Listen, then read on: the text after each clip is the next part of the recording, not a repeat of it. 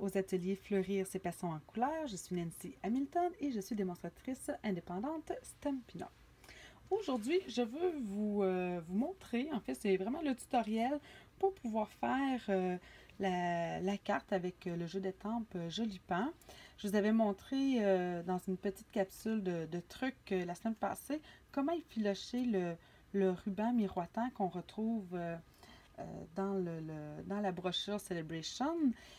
Et vous retrouvez aussi des rubans miroitants dans le catalogue annuel. Là.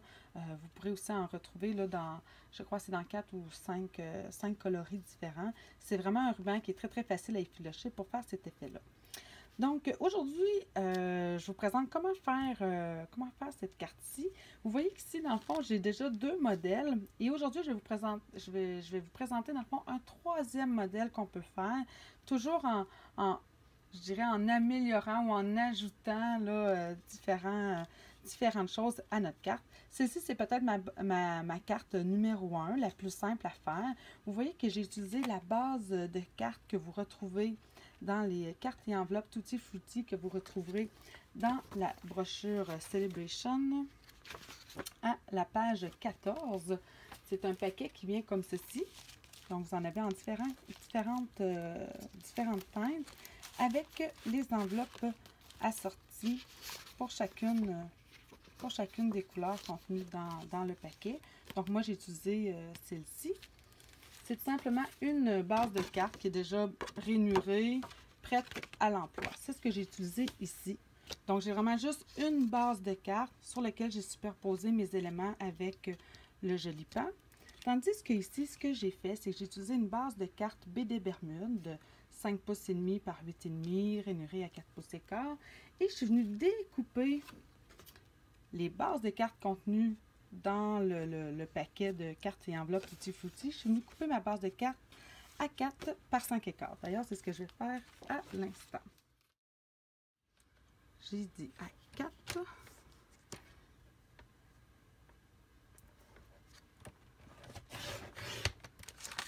par 5 et quart. Et c'est sur cette base de papier design maintenant que je vais travailler. J'ai utilisé par la suite, vous allez voir, les washi que vous retrouvez dans le catalogue en toute occasion avec l'ensemble Pays imaginaire.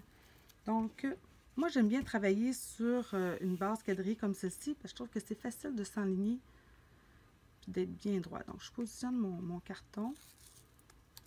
Puis, je viens positionner à peu près au centre, un petit peu plus en haut, un petit peu plus en bas. C'est pas ce qui est le plus important. Donc, vous voyez, je le dépasse ici. Je me dis, OK, je suis peut-être à 1/8 de ma ligne au-dessus. Ça va être la même chose ici. Je viens couper. Et je vais venir replier derrière ma base. Par la suite, ce que j'ai fait, vous voyez ici, j'ai utilisé un médaillon. Et je croyais que c'était quelque chose de disponible dans le catalogue annuel, mais non, c'était un ensemble de médaillons cartonnés qu'il y avait dans le catalogue en toute occasion de l'année passée. Donc, il se faisait en vanille et l'endos était blanc. Donc, c'est ce que j'avais utilisé. Mais là, comme il n'est pas disponible, je fais comme, oups, qu'est-ce que je vais faire à la place? Alors, ce que j'ai fait, ce que j'ai utilisé, je vais vous montrer ça. Je suis allée dans mes framelits de Beauté de l'Orient. Médaillon de l'Orient, en fait, le framelit, le tinlet s'appelle comme ça. Et je suis venue, dans le fond, découper. J'ai utilisé ici mes tinlets. Ce qui est bien avec ce tinlet-là, c'est qu'on peut vraiment venir monter le médaillon qu'on veut. Donc, moi, j'ai utilisé ces 3-là, mais j'aurais pu utiliser, en fait, ça ici, comme ça, pour venir faire ma base de médaillon que j'ai mis derrière mon pan. Donc, c'est ce que je vais faire avec vous. Puis, c'est celui-là que je vais utiliser. Je vais en utiliser un second pour vous montrer les différentes façons d'utiliser ce tinlet-là. Que vous voyez, dans le fond, ce que j'ai fait, c'est ça ici. C'est ce que ça m'a donné. Puis là, je vais en utiliser un autre juste pour vous montrer, dans le fond, les différentes façons de l'utiliser. Donc, pour ça, vous allez avoir besoin, évidemment, de votre Big Shot. J'ai utilisé la base magnétique. Vous auriez pu utiliser, dans le fond, la plateforme normale. Idéalement, peut-être quand même prendre la plateforme de précision parce que c'est quand même un Tiny-List qui est tout ouvragé. Donc, quand c'est tout ouvragé comme ça, on préfère avoir une bonne base là, pour garder tout le détail là, bien découpé là, une fois qu'on le passe dans la Big Shot. Donc, je fais mon sandwich comme ceci. On s'installe. Comme ça. Et là, pour ce qui est des Tiny-List, quand ils sont ouvragés comme ça, les gens vont me demander, Nancy, est-ce que tu le passes une fois, deux fois, trois, quatre? En fait, quand c'est simplement un frameless qui fait juste découper le contour de quelque chose, souvent une fois suffit. Des fois, je vais le passer deux fois parce que je vais mettre plusieurs épaisseurs de carton. Mais pour un Tiny-List comme ça, souvent, j'aime le passer au moins deux fois. Mais vous allez voir, il découpe vraiment bien une fois. Donc, j'ai passé une fois, je suis revenue. Et là, je viens tout simplement... Vous voyez, là, il se découpe vraiment, vraiment bien. C'est vraiment un Tiny-List qui est agréable à utiliser. Et là, vous allez me dire, ah, mais Nancy, ça ne l'a pas découpé au complet. Non, en fait, c'est fait comme ça. Donc, ce que je vais venir faire,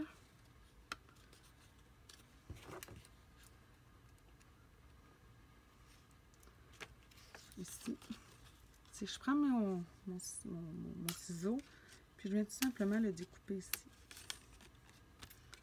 au contour. Parce que moi, ce que je veux, c'est simplement ça ici. Et par la suite, je vais peut-être vous montrer dans le fond les deux différents médaillons que ça donne. Donc, j'avais celui-ci avec mon autre moitié. Mon autre moitié ici.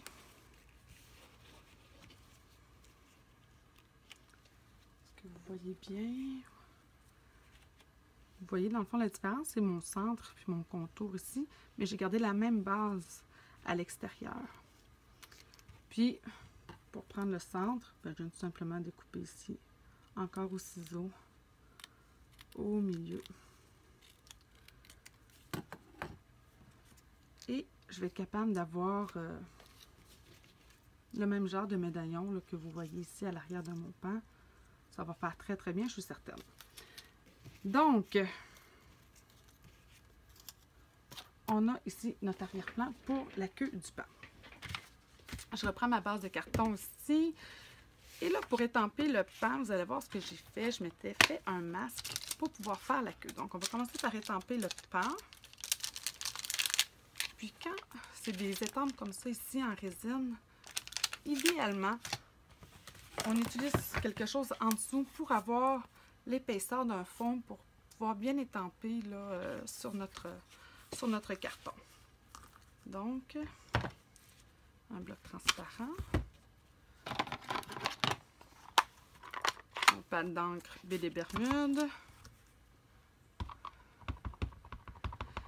Là, j'ai utilisé dans le fond un carton mur blanc de 4 par 4 écarts à peu près pour être capable vraiment de venir faire ici mon pan là, avec toute la largeur de la queue que je voulais lui donner. Là, c'est ce que je veux faire. Donc, je vais venir étamper mon pan, pas trop en haut, pas trop en bas, puis pas au centre non plus. On fait attention, regardez mon bloc ici, j'ai un peu d'encre.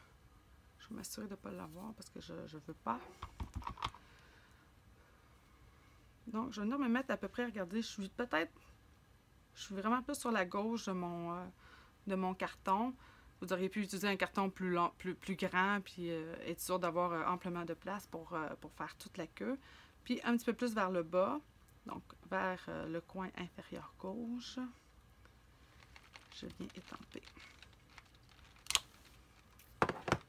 Par la suite, ce que j'ai fait pour pouvoir faire la queue sans avoir toujours... je suis venue me faire ce qu'on appelle un masque avec un post-it. Celui qui est là, mon vieux, il commence à être un petit peu... il colle plus beaucoup. Donc, je vais venir en refaire un autre avec vous. Puis, ce que j'aime utiliser, c'est sûr, là, c'est les post-it extra collants. Ils sont comme collants quasiment sur toute la base du papier. Alors que La majorité sont plus collants juste ici, là, sur la base supérieure. Lui, il est vraiment collant à la grandeur. Fait que ça, c'est l'idéal pour pouvoir faire nos masques en scrapbooking. Donc, je viens étamper une deuxième fois mon pan. Et je vais venir le découper quand même le plus à ras du corps.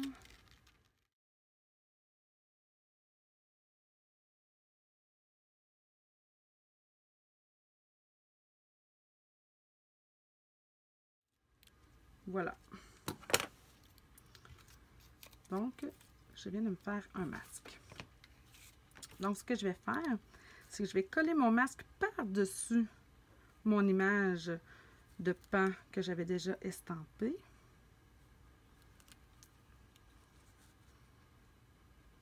On s'enligne comme il faut sur le dessus. Fait que vous voyez, si j'ai ma queue, c'est pas grave. Et là, je vais venir utiliser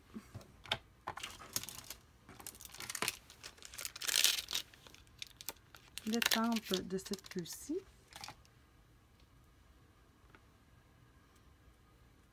Je vais en étamper quelques-unes, d'abord en baie des Bermudes. Donc, je vais en mettre une.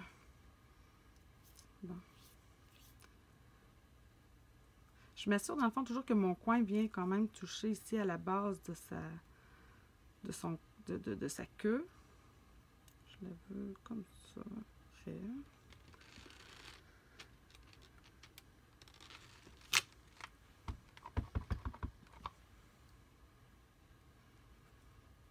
Ensuite, j'en veux une deuxième ici.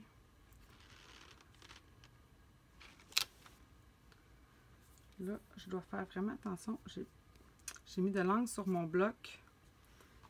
Ça, c'est le genre de choses qu'il faut faire attention. Puis, je vais venir m'en mettre une là, vers le bas. Ici. Par la suite, on vient nettoyer. J'utilise très souvent, très souvent, des lingettes humides. Le Stampin' Mist fait toujours bien, ne serait-ce que pour, par la suite, là, bien les nettoyer. Puis aussi nourrir, on dit nourrir, mais pour éviter, dans le fond, que nos étampes puissent sécher, là, si jamais on est longtemps sans les utiliser. C'est-à-dire que le Stampin' Mist est toujours l'idéal. Ensuite, j'ai utilisé comme couleur pour la queue la nouvelle In Color Limonade à la limette. Donc là, dans le fond, je suis venue étamper entre mes deux couleurs de queue baie des Bermudes. On s'enligne. Vous voyez ici, j'ai une petite marque à cause encore de mon bloc. Voyez-vous, là? Ça, des fois, là, ça peut gâcher un projet. C'est pas le fun. Donc, idéalement, on essaie de s'en rendre compte avant, puis on le nettoie. Mais ici, ça ne me dérange pas parce que, dans le fond, je vais découper mon pan. Fait que c'est pas grave.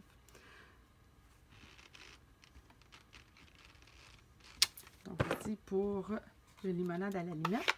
Et finalement, j'ai utilisé le corail Calypso avec un petit détail ici.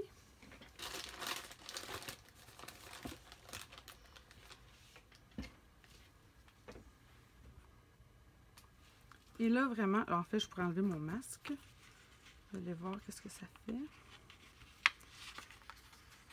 Parce que vous voyez ici, là, dans le fond, sur mon masque, si je n'avais pas mis de masque, je me serais retrouvée avec du feuillage, si on veut, directement sur le pan. Puis moi, c'est pas ce que je voulais. Donc, on vient tout simplement retirer le masque. Puis voici ce que ça donne. Tadam! Et là, je vais venir remettre ici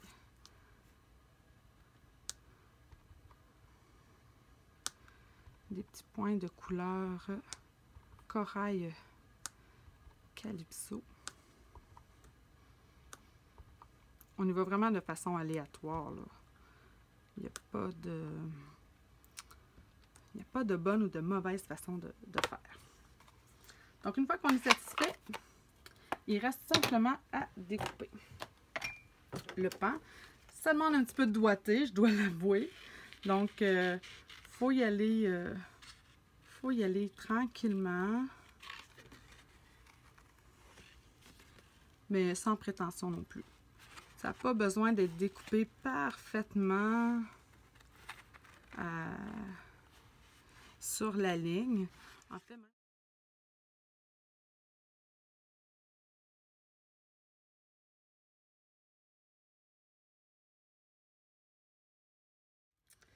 alors voilà, comme vous en doutez, je n'ai jamais un pan pareil, jamais estampé vraiment tout à fait de la même façon, ni découpé de la même façon. Et c'est bien parfait comme ça. Chaque carte est vraiment unique. Donc, j'ai mes différents éléments avec moi. Là, une autre petite chose que je voulais vous montrer, en fait, c'est qu'on ne le voit pas beaucoup sur cette carte-ci. C'est que j'ai ajouté de la pâte texturée. Celle que j'ai utilisée ici, c'est la blanche que vous retrouverez dans le catalogue annuel. Là, cette fois-ci, je vais utiliser encore la pâte à texture blanche, mais je vais y ajouter un petit peu de couleur pour voir ce que ça va donner. Donc, je ne l'ai pas fait, je le fais avec vous en direct comme ça. Puis, je vais vous montrer en même temps comment l'utiliser. Donc, la pâte à texture, là, vous allez voir. Mon Dieu. C'est une pâte, ça vient avec... quand c'est emballé, là, quand c'est ouvert, quand c'est la première fois que vous l'ouvrez, il y a une petite pellicule d'aluminium pour garder évidemment la pâte vraiment crémeuse. D'ailleurs, c'est ce que je vais vous montrer. Il y en a des fois que ça peut faire peur à utiliser, mais non, c'est très très facile. Vous voyez, c'est vraiment crémeux, c'est vraiment comme du crémage à gâteau. Donc, très très facile d'utilisation. Ce que je vais faire, c'est que je vais venir la colorer, comme je vous disais. Donc, ça va me prendre, dans le fond, quelques petites gouttes d'encre, puis je vais utiliser l'encre baie des Bermudes. Donc, j'utilise ici mon tapis en silicone. Je trouve que ça va bien avec ça. Ça va être facile à nettoyer par la suite. J'en aurais vraiment pas besoin de beaucoup. Donc, on ne veut pas la gaspiller non plus. Donc, je vais venir m'en mettre ici un petit peu. Idéalement, j'aurais dû mettre ça dans le coin de mon tapis. Vous voyez comment ça se ramasse super bien, ça se gratte super bien. Et là, pour les truelles, en ce qui concerne les truelles, ça vient en paquet de 3, en 3 formats, 3 différentes truelles. Vous utilisez vraiment, écoutez, je ne dois pas être la plus connaissante pour ça. J'imagine que pour des plus gros projets, on va utiliser la plus grosse truelle, quelque chose de plus fin. Mais vraiment, c'est au choix puis au goût de la personne. Je pense à savoir laquelle des truelles utiliser. Donc, je vais venir me mettre ici quelques gouttes. Je vais commencer par une pour voir ce que ça va me donner en le mélangeant. Parce que nos pigments de couleur sont tellement vives qu'on n'en a pas besoin de beaucoup. Fait que vous voyez là, une seule goutte, je suis parfaitement satisfaite du résultat. Bien refermer toujours votre pâte à texturer pour la garder toujours crémeuse pour éviter qu'elle sèche évidemment. Donc, j'ai mélangé ça ici. Avant de tâcher quelque chose, je vais refermer ça. Et là, ce que je veux faire, la base de mon carton design. Là, ici, j'utilise un pochoir. J'aime beaucoup le pochoir à treillis. J'avoue que c'est celui que j'utilise le plus. Vous allez le retrouver lui aussi dans le catalogue annuel. Puis ça vient en paquet de 4 différents pochoirs. Et là, ce que je veux pas en avoir nécessairement partout sur ma base de carton. Et là, vous allez voir, je vais vraiment venir l'étendre doucement. Est-ce que vous me voyez bien? Oui. Eh, regardez la couleur. C'est assez intense. Puis là, évidemment, je suis allée mettre mon washi. J'aurais peut-être dû l'enlever parce que j'en veux pas sur mon washi. Et vous voyez, dans le fond, là, dans le trou de mon pochoir, il y a certains endroits qui sont pas pleins. C'est vraiment facile de venir en rajouter, mais moi, en même temps, c'est l'effet que j'aime. C'est quand c'est un petit peu plus... pas désordonné. Ben oui, désordonné. C'est pas égal partout. Moi, personnellement, c'est ce que j'aime. C'est ce que je trouve qui fait beau. Mais encore là, c'est toujours une question de goût. Puis là, vous voyez, regardez, là, je fais simplement le gratter pour venir enlever le surplus. Puis regardez ce qui me reste. J'en avais vraiment pas besoin de beaucoup. Puis regardez le bel effet que ça fait. Maintenant, à savoir si ça prend du temps à sécher. C'est sûr que ça prend un certain temps, mais je voudrais qu'au bout de 5 minutes, ça va être sec. Là, il n'y aura pas de problème. On va être capable de travailler dessus. Donc, puis là, ben, pour ce surplus-là, je serais tentée de vouloir le garder pour peut-être une future carte. Donc, si vous avez un petit contenant, ça peut être un pot maçon, mais tout simplement là, un contenant moi, je garde souvent mes vieux contenants de boutons, de billes, qu'il n'y a plus rien dedans. Et là, évidemment, j'en ai toujours sous la main, puis là, j'en trouve pas. Je vais simplement utiliser celui-là. Mais évidemment, là, c'est pas le contenant idéal.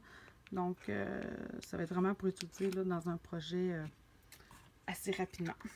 Mais je vais trouver.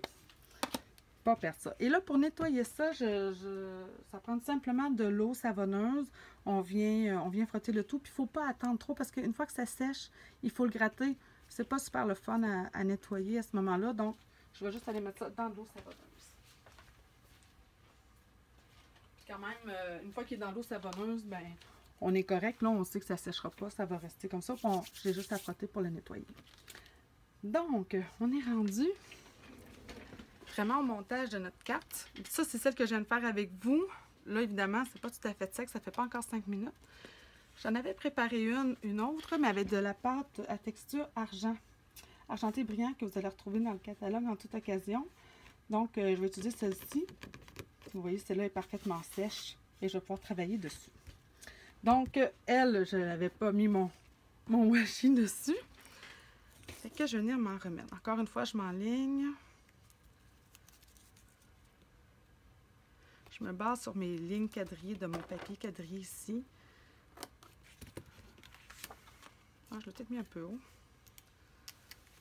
Le washi, ce qui est le fun, c'est que ça peut se décoller assez bien. Je vais le descendre un petit peu.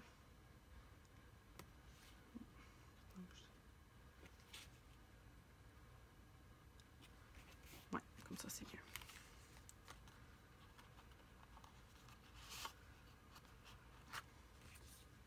Donc, j'ai mon pain ici. Et j'avais fait tantôt mes médaillons. Fait que je m'en choisis tout simplement un, là. Oh, il paraîtra peut-être pas beaucoup. Peut-être pas assez. Ah! Oui, correct. On le voit peut-être pas beaucoup. Je vous dirais que c'est peut-être pas... Si je le tasse ici, peut-être un peu. Je descends mon pain.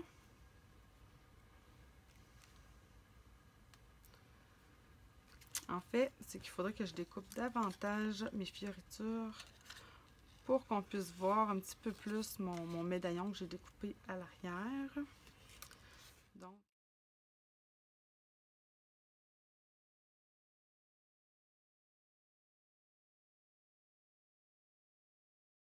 bon, alors, je vais venir tout simplement coller ça ici avec ma colle préférée qui est la Tombow. Donc, on en met quelques gouttes.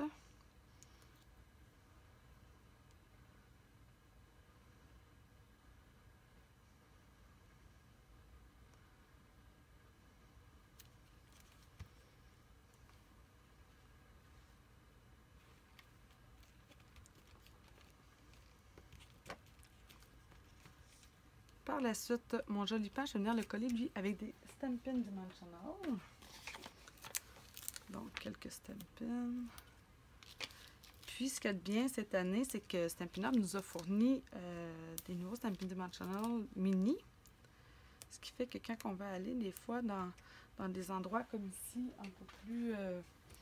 un peu plus fins, ben j'ai accès à ça ici. Puis même mes petits comme ça, des fois, je vais les couper en deux. Ça arrive. Regardez tout simplement ce que je fais. C'est que je viens couper le Stampin' ici.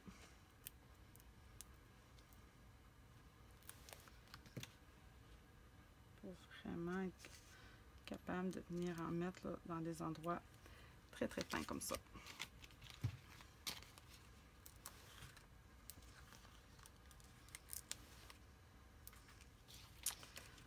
Bon.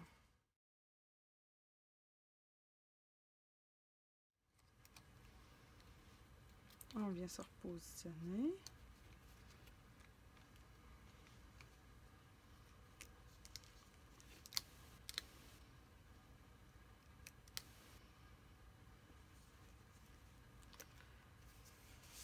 Voilà. Et là, ce qu'il me reste à ajouter, c'est mon fameux ruban miroitant ici, que je viens effilocher. Très, très, très facile. Quand j'arrive à la bonne longueur, encore un peu.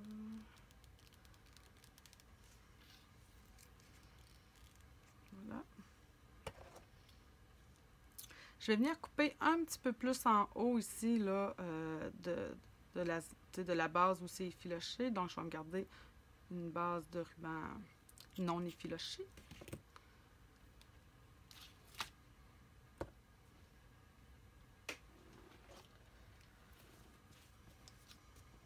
Je vais couper ici le ruban brillant que j'ai effiloché. Puis c'est lui que je vais utiliser pour venir attacher ma boucle en haut.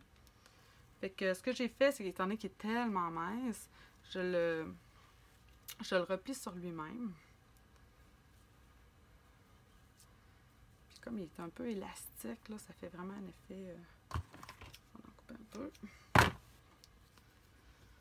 Et là, je viens tout simplement faire une boucle à la base ici pour être sûr qu'il se maintienne en place.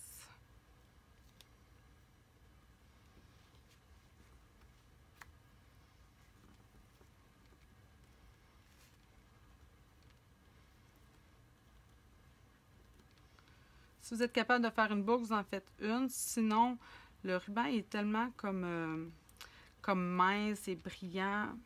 C'est vraiment un petit fil que simplement deux petits nœuds vont faire l'affaire. Je serre. Je vais me faire un deuxième nœud. Je ne ferai pas de boucle. J'en avais fait sur les autres, mais je trouve pas que c'est vraiment nécessaire.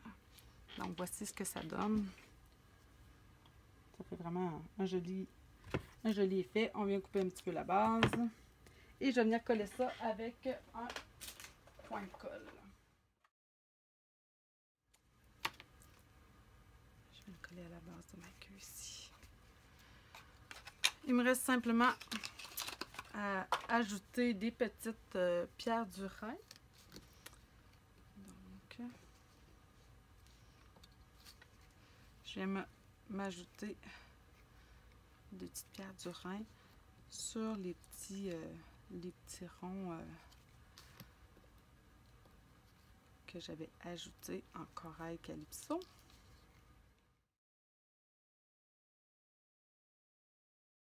Et voilà.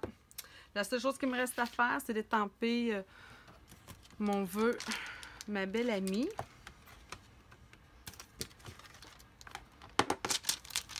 Toujours, en fait, j'ai utilisé qu'un seul jeu d'étampe pour ces cartes-là, qui est vraiment le jeu Jolipan du Celebration. Je vais l'étamper en des Bermudes. Ah! Vous voyez, tantôt, là, ça doit faire peut-être un petit peu plus que 5 minutes maintenant, là, mais regardez, c'est complètement sec. Fait que c'est très, très facile à utiliser.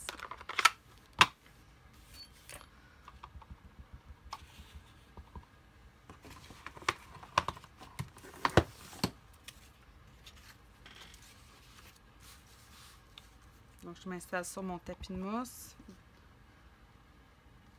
Je viens m'enligner le mieux que je peux. Avec les étampes transparentes comme ça, c'est le fun pour ça. C'est facile de voir au travers. Et voilà. Et je vais venir coller ce devant de carte sur ma base de carton baie des Bermudes de 5,5 par 8,5 rainuré à 4 pouces et quart. On se fait un beau pli avec notre plioir en os. Je vais venir coller ça ici. Et le dernier petit détail qui me reste à faire, c'est le vœu que vous voyez ici qui était tempé. Dans le fond, j'ai utilisé simplement du Versamark. J'ai utilisé de la poudre embossée blanche pour venir lui donner un détail. Puis, ce que je fais souvent quand j'ai des choses comme, surtout de l'embossage à chaud, étant donné qu'il faut sortir la poudre, sortir le petit sachet pour enlever le statique sur notre carton. J'en fais comme plusieurs. Fait comme ça, ben j'en ai toujours de prêt là, à être utilisé. Donc, j'ai tempé en Versamark. Aujourd'hui, c'est ta journée. Par la suite, je suis venue saupoudrer de la poudre Stampin' Emboss blanc. J'ai utilisé mon fer à chauffer brillant, mon pistolet chauffant pour venir faire l'embossage à chaud pour rendre la poudre, dans le fond, brillante. Ce qui me reste à faire ici, j'ai coupé mon vœu là, à peu près à 1/2 pouce. Je vais venir faire mes petites fentes. Donc, souvent, ce que je fais, c'est que je prends mon ciseau, je fais une fente au centre, puis aux pointes, mais dépendamment si je le veux plus long ou moins long. Là, je vais couper un petit peu, je le trouve un peu long. Fait que je viens à l'extérieur de ma bande, puis je viens rejoindre la fente que je m'étais faite au milieu. Et voilà. Il me reste simplement à le coller. Je vais le coller simplement avec des petits points de colle, 2 points de colle. C'est tellement facile. Ici. Sur ma carte. Puis je le trouve encore un petit peu trop long. Et voilà. Voilà une troisième carte de fait, dans le fond, avec le même thème, le même sketch, vraiment 3 cartes similaires avec les différents éléments que vous pouvez retrouver dans le Celebration de 2018 de Stampin' Up. Donc, ma carte de base, simplement sur le carton carte et enveloppe Tutti Frutti.